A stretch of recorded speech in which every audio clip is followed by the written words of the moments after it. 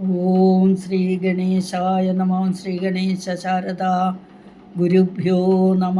ഓം സദാശിവസമാരംഭാം ശങ്കരാചാര്യമധ്യമാം അസ്മദാചാര്യപര്യന്താം വന്ദേ ഗുരുപരമ്പരാം.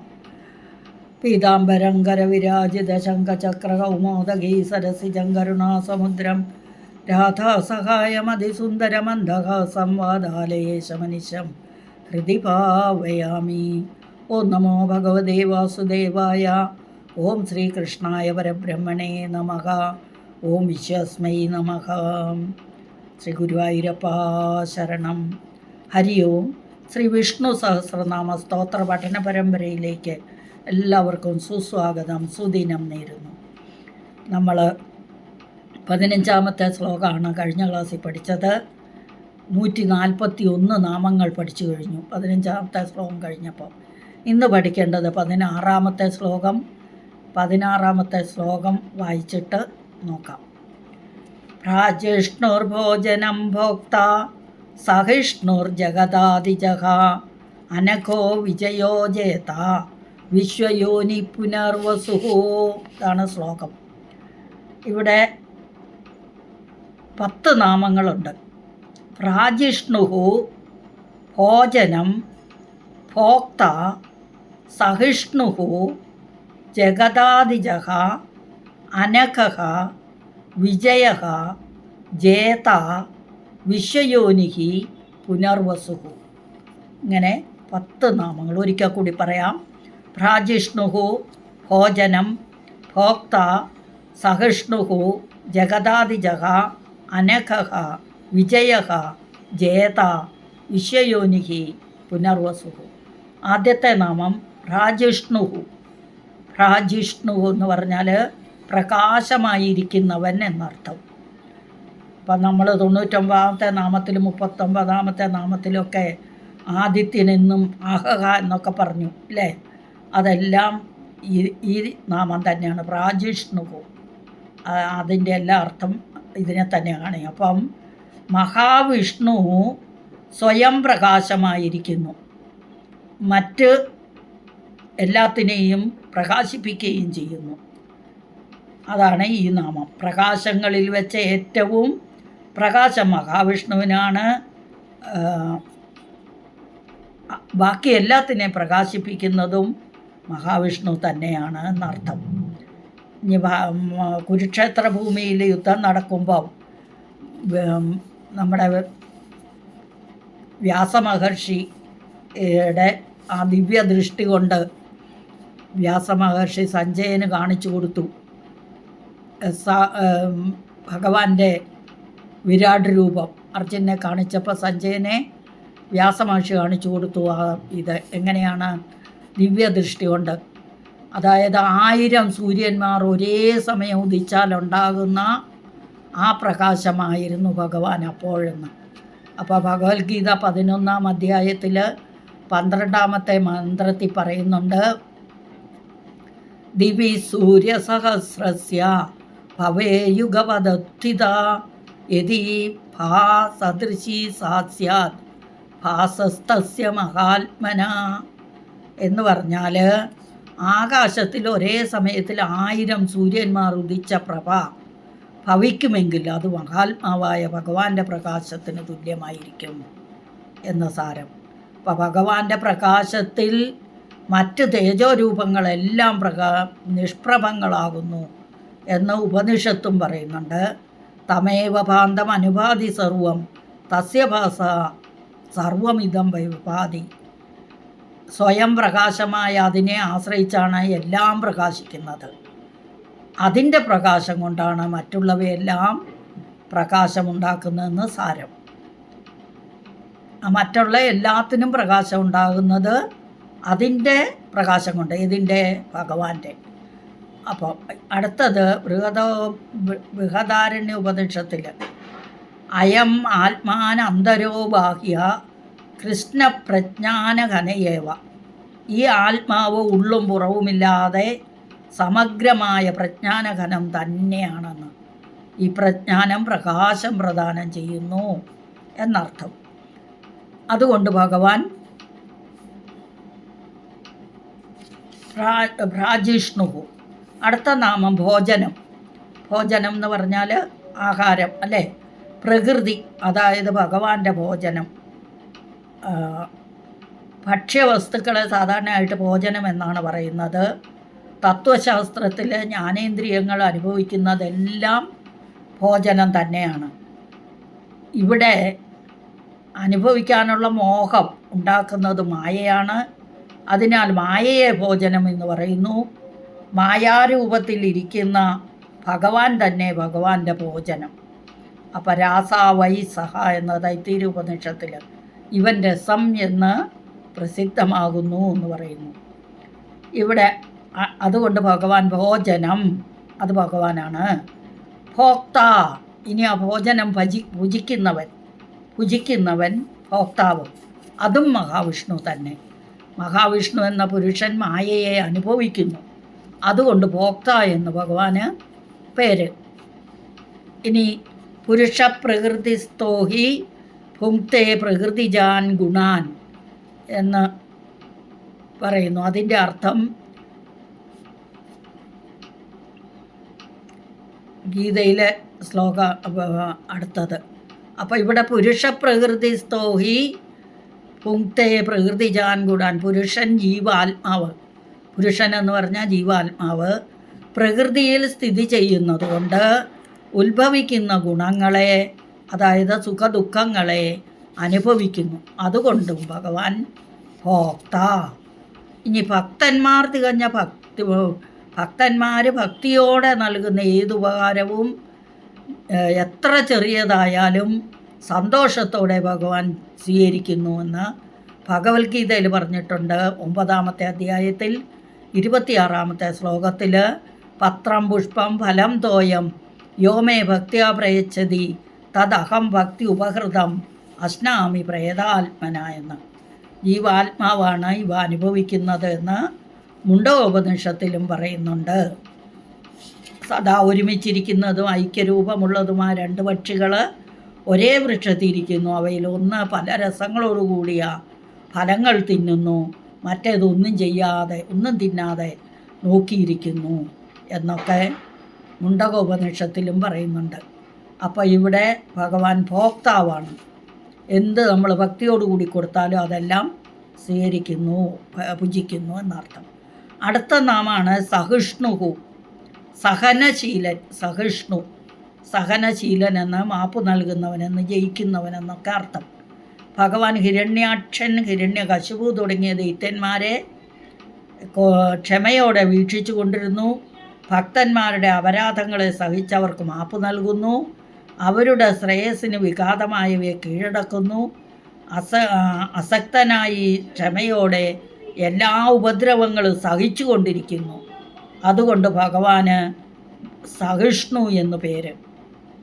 ഇനി അടുത്ത നാമാണ് ജഗദാദിജഹ. ജഗദാദിജഹ, സ്ഥൂല രൂപമായ പ്രപഞ്ചം ഉണ്ടാകുന്നതിന് മുമ്പ് ആദ്യമായി ജനിച്ചവൻ. ആദിജഹ, ജ എന്ന് പറഞ്ഞാൽ ജനിച്ചവൻ. അപ്പം ആദ്യമായി ജനിച്ചവൻ ഹിരണ്യഗർഭൻ ദൃശ്യമായ. ആദ്യം ഉണ്ടായത് ഹിരണ്യഗർഭനാന്ന് പറയുന്നു, പക്ഷേ അത് ബ്രഹ്മാവാണ്. ആ ഹിരണ്യഗർഭനും മുമ്പ് ഭഗവാൻ ഉണ്ടായിരുന്നു. ഞാൻ പലതായി തീരട്ടെ എന്ന് ഭഗവാൻ വിചാരിച്ചത് കൊണ്ടാണ് ഹിരണ്യഗർഭനുണ്ടായത്. അപ്പം അതിനു മുമ്പ് ആരും ഒന്നും ഉണ്ടായിരുന്നില്ല. അപ്പം പരബ്രഹ്മത്തിൻ്റെ സങ്കല്പമാത്രയിലാണ് ബ്രഹ്മാവ് ജനിച്ചത്. അതിനു മുമ്പ് പരബ്രഹ്മം മാത്രമേ ഉണ്ടായിരുന്നുള്ളൂ. ഇനി മനുസ്മൃതിയിൽ കോടി കോടി സൂര്യപ്രഭയുടെ സുവർണ രൂപത്തിലുള്ള അണ്ടമുണ്ടായി. അണ്ടത്തിൽ നിന്ന് എല്ലാ ലോകങ്ങളുടെയും പിതാവായ ബ്രഹ്മാവ് സ്വയം പ്രത്യക്ഷമായി എന്നൊക്കെ പറയുന്നുണ്ട്.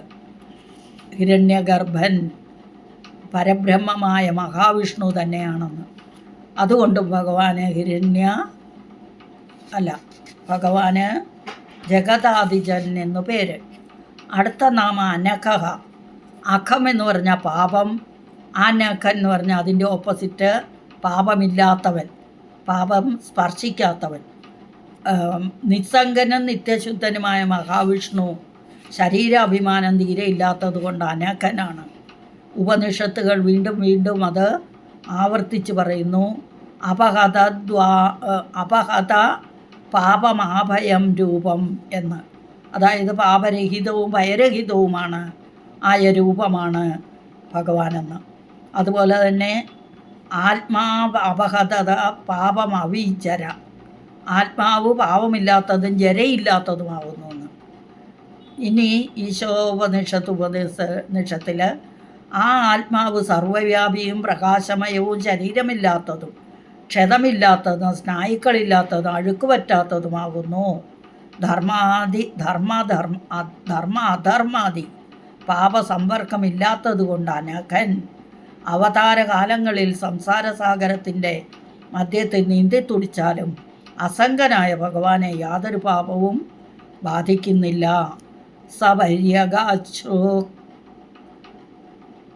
ശുക്ര അകായമവ്രണം അസ്നാവിരം ശുദ്ധം അപാപവിദ്ധം എന്ന്.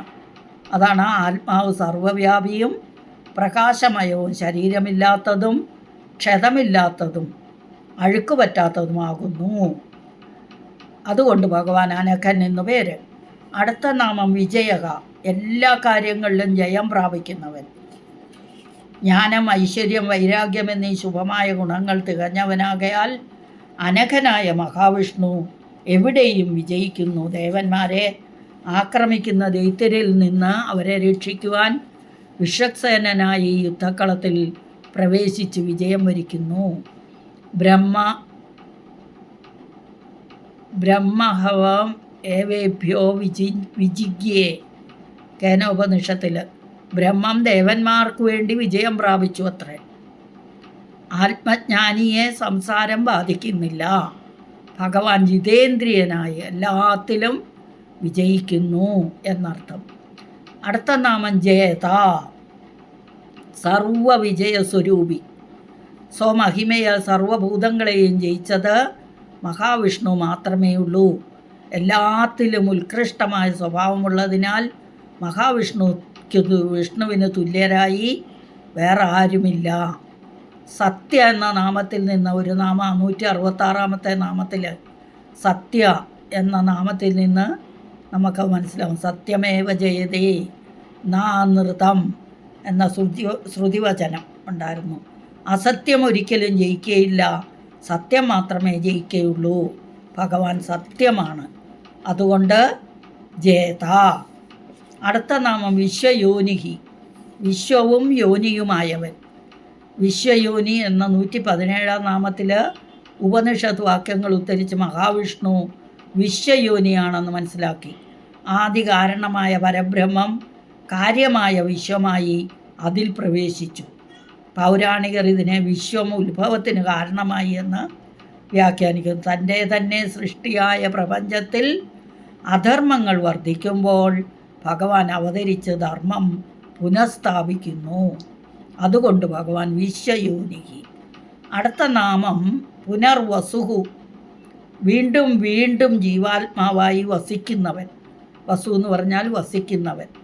അപ്പം ജ്ഞാനം സമ്പാദിച്ച് ഈ വിശ്വം മുഴുവൻ വാസുദേവനാണെന്ന് തോന്നുമ്പോൾ മാത്രമേ അവിദ്യ നശിച്ച് ബ്രഹ്മജ്ഞാനം വർദ്ധിച്ച് ഒരു ജീവന് മുക്തി ലഭിക്കുന്നുള്ളൂ. അപ്പം അതുവരെ പാപപുണ്യങ്ങളുടെ തോതനുസരിച്ച് വീണ്ടും വീണ്ടും പല പല യോനികളിൽ ജനിക്കുന്നു. ഈ ശരീരങ്ങളിലെല്ലാം മഹാവിഷ്ണു ക്ഷേത്രജ്ഞനായി വസിക്കുന്നു. അപ്പോൾ വസതി ഇതി വസു, അങ്ങനെ എടുക്കുകയാണെങ്കിൽ വസിക്കുന്നവൻ. അപ്പോൾ ഭഗവാൻ ക്ഷേത്രജ്ഞനാണ്. ഭഗവത്ഗീത 13-ാം അധ്യായത്തിൽ 3-ാമത്തെ ശ്ലോകത്തിൽ ക്ഷേത്രജ്ഞം ച മാം വിദ്ധി സർവക്ഷേത്രേഷു ഭാരത. അല്ലേ, എല്ലാ ക്ഷേത്രങ്ങളിലും, ഇവിടെ ക്ഷേത്രം ശരീരമാണ്, എല്ലാ ശരീരങ്ങളിലും ഞാൻ തന്നെയാണ് ക്ഷേത്രജ്ഞൻ എന്ന് മനസ്സിലാക്കുക എന്ന് ഭഗവാൻ തന്നെ പറയുന്നുണ്ട്. അതുകൊണ്ട് ഭഗവാൻ പുനർവസു. ഇനി നമുക്ക് ഒറ്റ വാക്കിൽ അർത്ഥം നോക്കിയിട്ട് ആ ശ്ലോകത്തിൻ്റെ മുഴുവൻ അർത്ഥമൊന്ന് നോക്കാം. അതായത് പ്രാജിഷ്ണോർഭോജനം ഭോക്ത സഹിഷ്ണുർജഗദാദിജഹ അനഘോ വിജയോ ജേത വിശ്വയോനി പുനർവസുഹോ.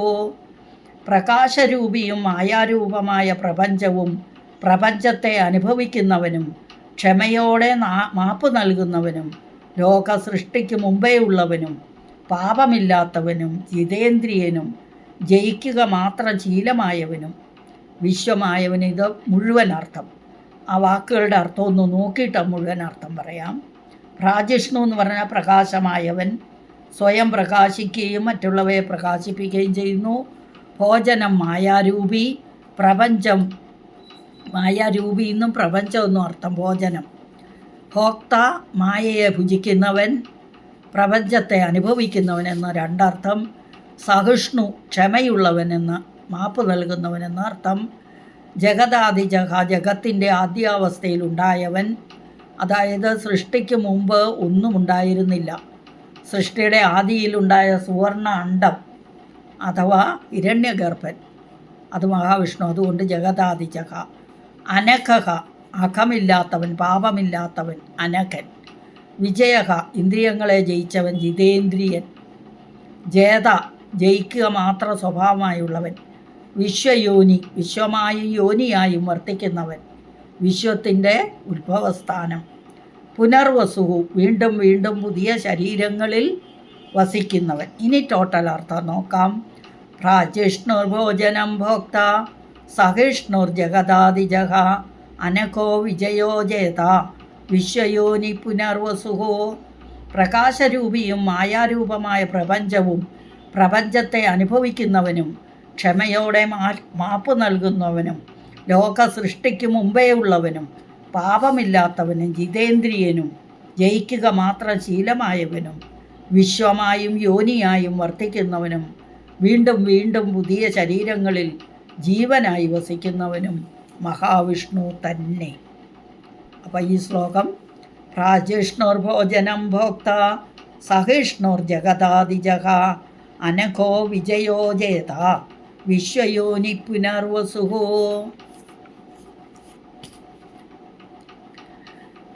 ഇതോടെ നമ്മുടെ ഇന്നത്തെ ശ്ലോക പഠനം കഴിഞ്ഞു. അടുത്ത ശ്ലോകവുമായിട്ട് അടുത്ത ദിവസം വരുമ്പോഴേക്കും ഹരി ഓം. സകലം ശ്രീകൃഷ്ണാർപ്പണമസ്തു. കായേന വാചാ മനസേന്ദ്രിയർവാ ബുദ്ധ്യാത്മനാ വാ പ്രകൃതേ സ്വഭാവാത് കരോമി യദ്യ സകലം പരസ്മൈ നാരായണായേതി സമർപ്പയാമി. ശ്രീനാരായണായേതി